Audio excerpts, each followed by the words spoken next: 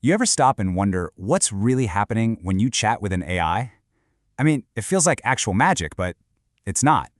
It's all powered by this massive, invisible engine that's humming along 24/7.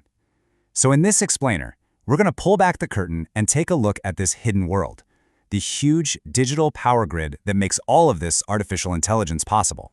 And you know, this quote from our source material just nails it. It's not just a bunch of computers, it's a digital power grid. It's the perfect way to think about it. Just like the electrical grid powers our homes and cities, this invisible network is pumping out the raw computational energy for every single AI we use. It is, quite literally, the foundation of modern intelligence. So let's get into it. What exactly is this new digital power? In this first part, we're going to define the core pieces that make up the foundation of modern AI, everything from the silicon chips to the software that actually brings them to life.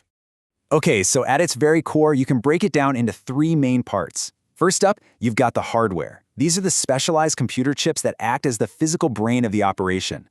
Then, there's the software, which is all the code and logic that tells the hardware what to do. And finally, you have the networking. Think of it like a nervous system, with these super fast connections moving unbelievable amounts of data between all the components in an instant. Now, I know what you're thinking. Powerful computers, they're not exactly new, right? So what makes this new AI infrastructure such a game changer? Well, in this section, we're going to look at the anatomy of this new AI brain to really understand what makes it so fundamentally different from everything that came before. This slide shows you the shift perfectly. For years, we were basically trying to force traditional computers to run AI. It's kind of like taking your family car and trying to enter it into a Formula One race. It just wasn't built for that. But now, we're moving into what our source material calls the 2026 era, which is all about AI-native systems. These things are designed from the ground up, with only one single purpose in mind: to run AI at a mind-boggling scale in speed. And when they're building these systems, they're really chasing four main goals. Scalability, so they can grow in an instant. Efficiency, which is all about getting more brain power for every watt of electricity you use. Reliability, because these things simply cannot go down, ever. And of course, speed.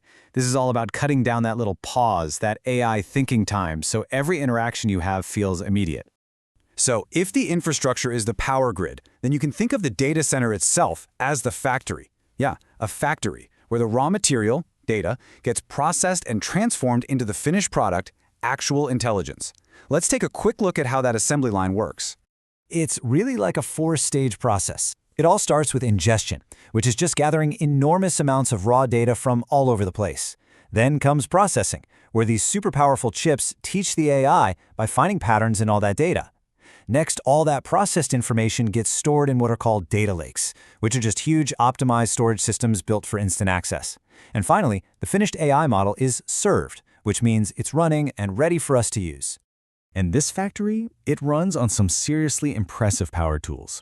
The engines are specialized chips like GPUs and TPUs that are amazing at doing thousands of things at once, which is exactly what you need for training an AI. All that work creates a ton of heat, so you need massive amounts of energy and advanced liquid cooling just to keep things from melting. Data flies between all the parts on these ultra-fast InfiniBand cables. The whole operation is run by software like Kubernetes, which is kind of like the factory foreman, telling every single part what to do. And of course, the whole thing is wrapped in layers and layers of security. Okay, that was a lot of technical stuff, but why should you even care? I mean, why does a stronger, faster digital power grid actually matter in your day-to-day life? Well, in this next part, we'll connect all this invisible code to its very real impact on our world. It really comes down to this impact chain. It's like a domino effect. Better infrastructure means you can train AI models way faster. And faster training lets developers build much more complex and capable AI agents. And those smarter agents can finally start to do real, autonomous work for us, which leads to these huge leaps in what's possible. It's a direct line from better wires and chips to more powerful AI. And here's the payoff for you. This is the difference between asking an AI a simple question and giving it a complex command. We're moving beyond basic Q&A to AI that can handle multi-step tasks, like planning your entire vacation, booking the flights, the hotels, finding restaurants, all from one single request. That's the kind of power you get from a better foundation. But, and there's always a but, this incredible progress isn't free, not by a long shot. Building and running a digital power grid on this scale comes with a really steep price tag. So let's explore some of the biggest challenges facing this whole AI boom. Now, what's truly shocking here is that the single biggest bottleneck, it isn't the technology, it's the people. A staggering 98% of organizations say they struggle to find workers who have the right skills to actually manage these incredibly complex systems. The technology is just moving way faster than our ability to train people for it. And that skills gap has a direct consequence. You can see it right here. The huge majority of companies, a full 70%, they can't even build this stuff themselves. They're forced to rely on specialized partners who have the expertise. I mean, that's a huge sign of just how complicated this field has already become.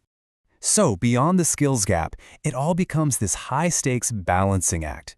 On one side of the scale, you've got the incredible promise of this advanced intelligence.